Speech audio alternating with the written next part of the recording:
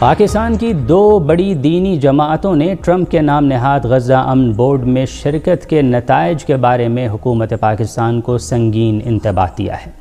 جمعیت علماء اسلام فے کے سربراہ مولانا فضل الرحمان اور جماعت اسلامی کے سربراہ حافظ نعیم الرحمان نے پاکستان کی دو اہم اسلامی جماعتوں کی حیثیت سے ایک مشترکہ اجلاس میں مشرق وسطیٰ میں ہونے والی پیش رفت پر تبادلہ خیال کیا۔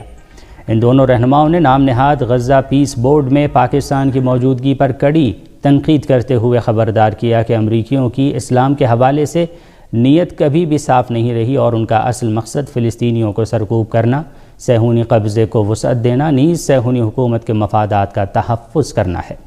مولانا فضل الرحمان اور حافظ نعیم الرحمان نے اسلام آباد میں مشترکہ پریس کانفرنس میں کہا کہ ہم پاکستانی حکومت کو خبردار کرتے ہیں کہ وہ کسی ایسے عمل میں شامل نہ ہو جس کا انتظام ٹرمپ کر رہے ہوں، ورنہ ہم بڑے اجتماعات اور ملک گیر مظاہروں کی صورت میں اپنی مخالفت کا اعلان کرتے رہیں گے۔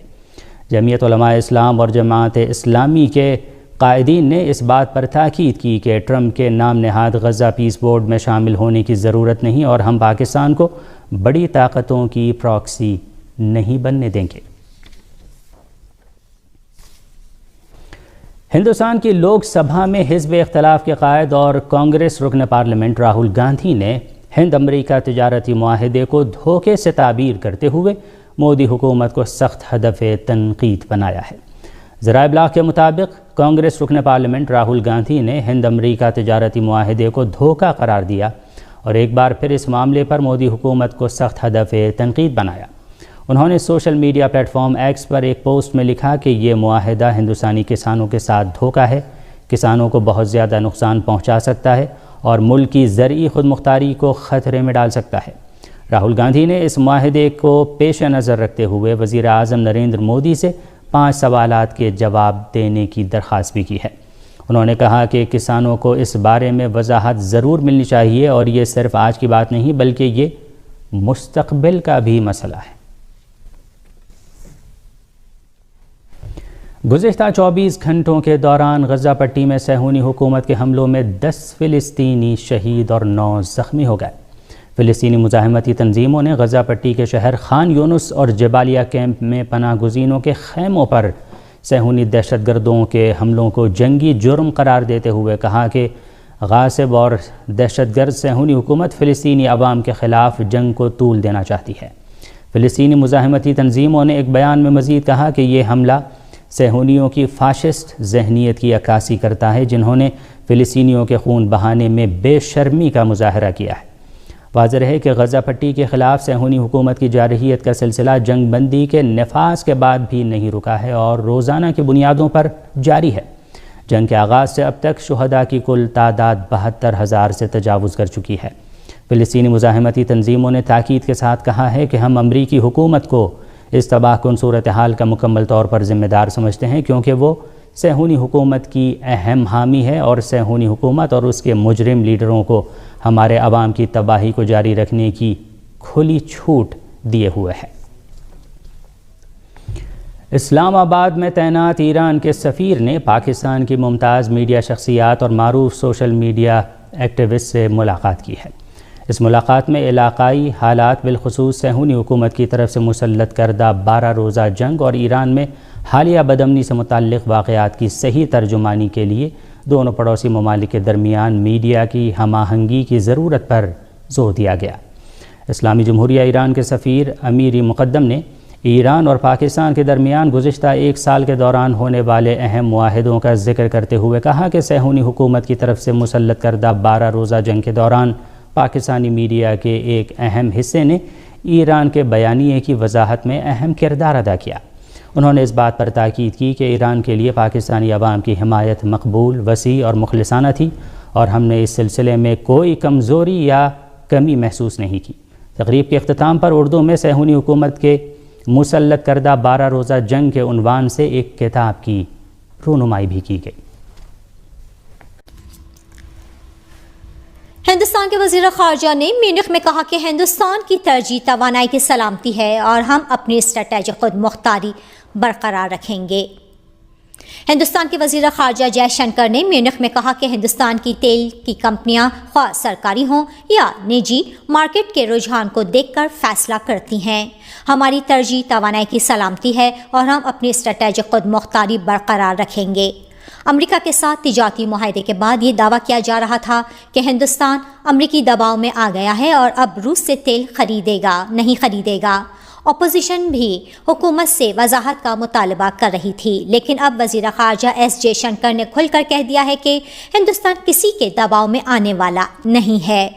میونخ سیکورٹی کانفرنس MSC میں دہلی ڈسائڈرز موضوع پر گفتگو کے دوران جے شنکر نے واضح کیا کہ ہندوستان اپنی توانائی کی ضروریات کے لیے تیل کہاں سے خریدے گا، اس کا فیصلہ صرف ہندوستان کرے گا۔ قومی مفاد کی بنیاد پر ہی فیصلے کیے جائیں گے۔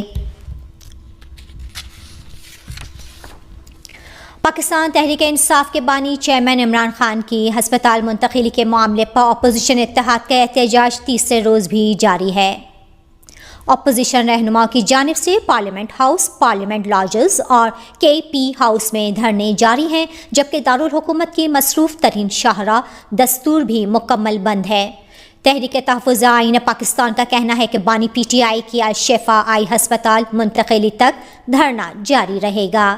دوسری جانب تحریک تحفظ آئین پاکستان نے اسلام آباد انتظامیہ کی جانب سے دھرنے کے مظاہرین کو کھانے، پانی اور ادویات تک رسائی روکنے کے اقدام کی شدید مذمت کی ہے۔ واضح رہے کہ وفاقی حکومت نے پاکستان تحریک انصاف کے بانی عمران خان کو ہسپتال منتقل کرنے اور میڈیکل بورڈ تشکیل دینے کا فیصلہ کیا ہے۔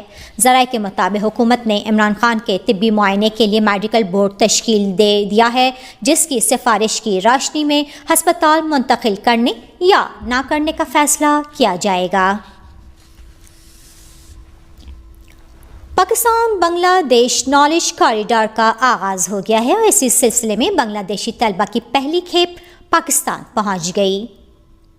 پاکستان بنگلہ دیش نالج کاریڈور کے تحت علامہ محمد اقبال اسکالرشپس کے اولین بنگلہ دیشی طلبہ پاکستان پہنچ گئے۔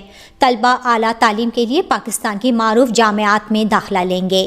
ہوائی اڈے پر ہائر ایجوکیشن کمیشن اور متعلقہ جامعات کے نمائندگان نے طلبہ کا استقبال کیا۔ پاکستان بنگلہ دیش نالج کاریڈور کا مقصد تعلیمی تعاون اور عوامی روابط کو فروغ دینا ہے۔ اگلے بیچ کے لیے انتخابی عمل جلد شروع کیا جائے گا۔ ترکیہ کے شہر ایڈرنے میں یورپ جانے کی کوشش کرنے والے 18 افغان مہاجرین کو گرفتار کر لیا ہے، جس سے ترکیہ میں گرفتار ہونے والے افغان شہریوں کی تعداد 42,000 سے تجاوز کر گئی ہے۔ ترکیہ ذرائع کے مطابق گرفتار افراد میں خواتین اور بچے بھی شامل ہیں، جنہیں ملک بدر کرنے کے لیے مائیگریشن سینٹر منتقل کر دیا گیا ہے۔ ترکیہ کے directorate general of migration management کے اعداد و شمار کے مطابق گزشتہ سال 42,000 سے زائد غیر قانونی افغان مہاجرین کو حراست میں لیا گیا۔ حکام کا کہنا ہے کہ غیر قانونی نقل و حرکت کی روک تھام کے لیے نگرانی سخت کی جا رہی ہے۔